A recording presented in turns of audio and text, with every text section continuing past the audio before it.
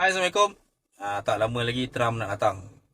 Sebelah pihak kata atas dasar demokrasi, uh, apa ni, ketua-ketua negara akan datang, termasuklah Trump. Sebelah kata kita tolak Trump kerana Trump adalah menindas orang Islam dan menyokong orang Israel, menyokong tindakan Israel membunuh orang Palestin.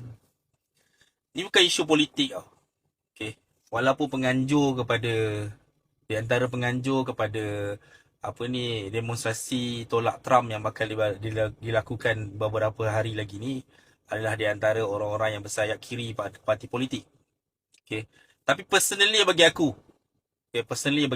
memang patut kita tolak Trump. Walau apa keadaan sekalipun. Okay, dia datang atas dasar demokrasi, tak apa. Tapi kita sebagai rakyat, kita kena tunjuk. Kita kena bagi tahu bahawasanya kita memang benci Trump. Walaupun kita datang, kita terpaksa terima dia. Walaupun dia datang, kita terpaksa terima dia atas dasar demokrasi kerana dia adalah seorang ketua negara, tetapi kita sebenarnya membenci dia. Okay? Atas dasar demokrasi kan, negara kan. Kadang-kadang aku faham juga. Nak tak nak, kadang-kadang terpaksa. Takkan dia datang nak kau ludahkan muka dia. Takkan dia datang kau nak tendangkan dia. Dan itulah dasar demokrasi. Hubungan sejagat. Mungkin dengan cara dia datang, kita boleh tegur. Mungkin kita punya pemimpin-pemimpin boleh tegur secara berdepan dengan dia. Kan, mungkin boleh duduk di meja bulat dan bercerita kan. Berbahas depan muka dia betul-betul kan.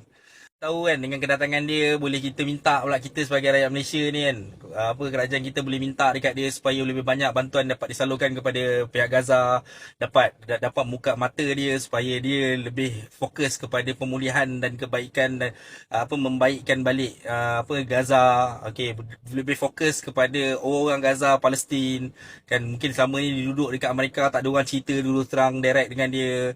Mungkin dengan cara dia datang ni, kita dapat cerita, dapat injekkan perkara yang lebih baik kepada dia supaya banyak lagi jalan-jalan yang dibuka, supaya banyak lagi bantuan-bantuan dapat masuk.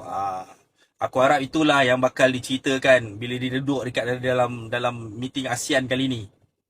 Tapi asal dasar rakyat, kita tak ada kuasa atas meja bulat bersama dengan Trump. So apa yang kita ada adalah kita marah dan kita demonstrasi dan kita macam ni lah kan. Macam aku ada platform yang kecil-kecil anak yang kecil ni kan, yang orang tak nak follow ni pun kan, aku kena bercakap lah benda ni.